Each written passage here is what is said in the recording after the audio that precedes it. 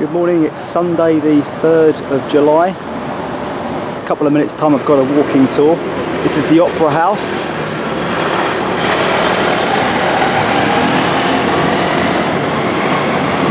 And behind me is the Leonardo statue that we saw last night.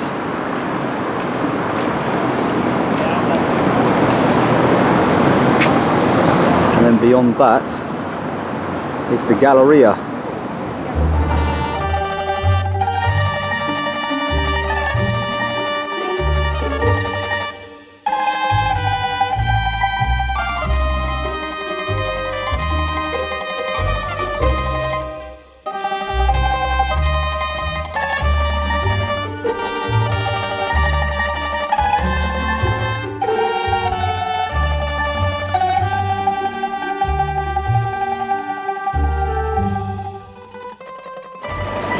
Well, just waiting for it to start now. Just collecting the last few names, I think, and then we'll be off. We are ready. There we go. Okay. It's about 85.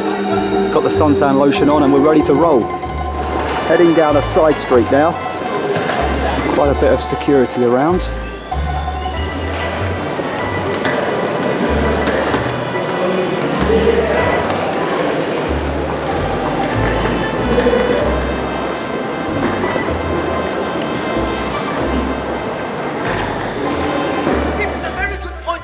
To take a look at the major spire. That spire was finished in 1774. Not bad, huh? Not bad. But that was not the final part, no? The front was finished in 1814. And the front was not the final part. If you want to consider the 5 monumental doors in the front as integral parts of the whole thing, the last of those doors to be completed was finished in 1965, almost 6 centuries after the foundation. So this is just the 3rd largest Catholic church in the world, but it's the one that, as far as I know, took the longest time to be completed. But that record long duration can be explained up to a point. All the largest Gothic churches in the world took over 1.5 centuries to be finished. And this is the largest of them all. This is the largest Gothic church in the world, as far as I know. So it was crystal clear from the beginning that this temple would take a lot of time. Okay, guys, as you can hear, there's a holy mass going on inside. So let's walk as silent as we can to that chapel, okay?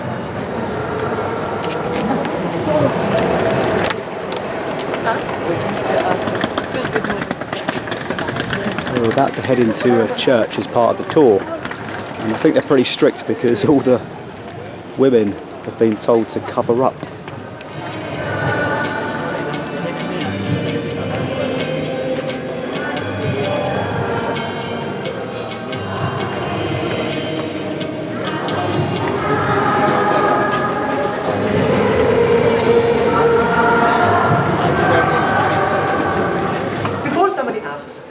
Yes, they are all real. These schools and these stones, they are all real. Okay? These people, all of them, with no exception, they didn't leave a tip at the end of this tip. Okay. I must remain serious when I'm here. We have just left a place that was 4 centuries the largest. Well, I've just found out that was San Bernardino Church.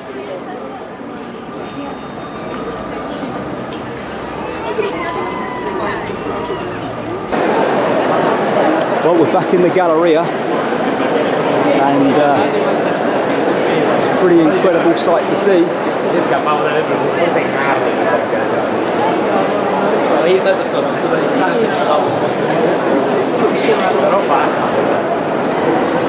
Just at the break now on the walking tour. Bought myself a new car. There we go. And learned a few things about the Galleria actually on the tour.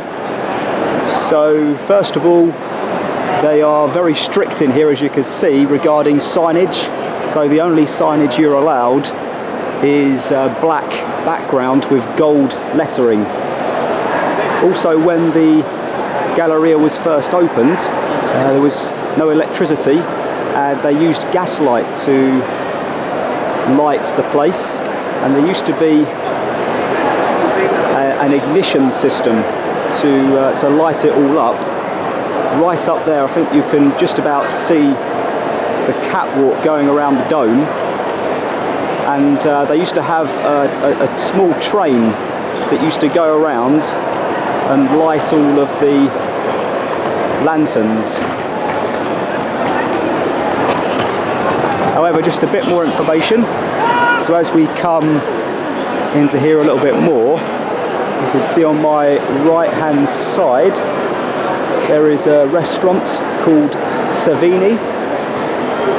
Well, that was, and is I should say, the only outlet here in the Galleria that was opened on the day that the Galleria actually opened its doors, back in around about 1890, I think it was. And it's quite an expensive place to go and dine, so I probably won't be going in there. And the other thing is that what you're looking at over there is the very first Prada store to open up. So that's where it all began for Prada, here at the Galleria. This is the original Heart of Democracy in Milan, the original Forum building. This is the balcony where the mayor, going back about 600 years, would talk to his people.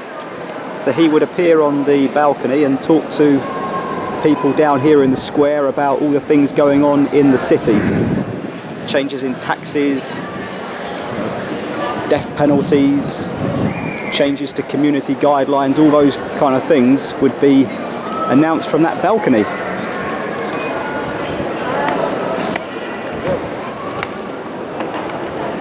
Now heading inside the Forum.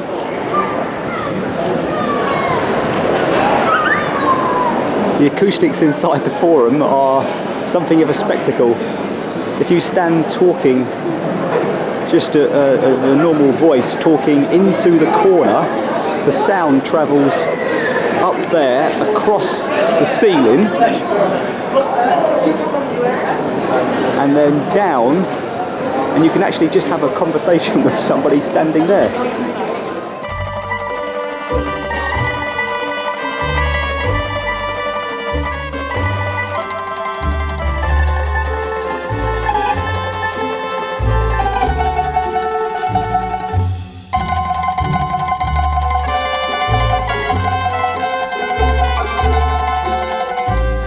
Well, that's the walking tour over with. It's just finished.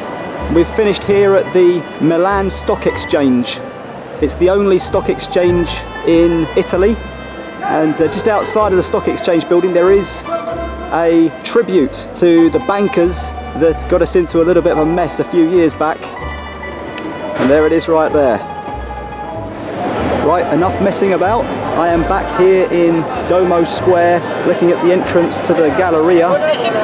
And then round here on my right, the incredible Milan Cathedral. Well, I'm now inside the Duomo, the Milan Cathedral, the third largest Catholic church in the world. It's a pretty magnificent place. Okay, right now I'm heading up the steps to go to the top of this cathedral. Well, there we go. I really am out on the roof now.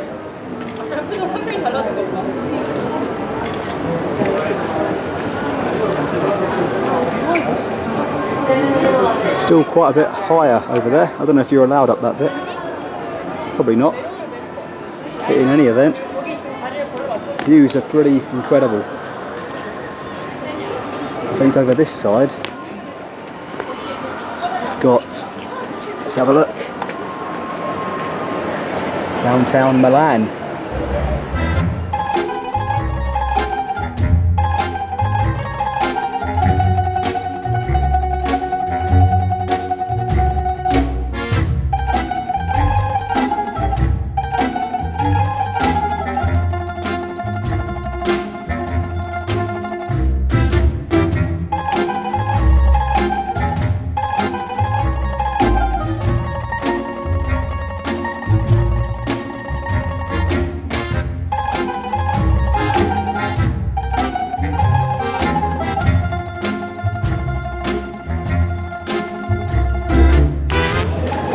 Right, well, it's 5 o'clock. I'm going to have to head back to the hotel now. Leave my camera there and then get the metro over to the San Siro Stadium. It's very nearly showtime.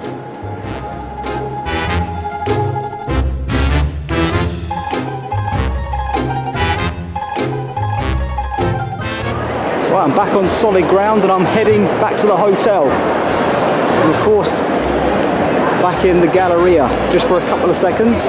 I'm not shopping this time, I'm just passing through.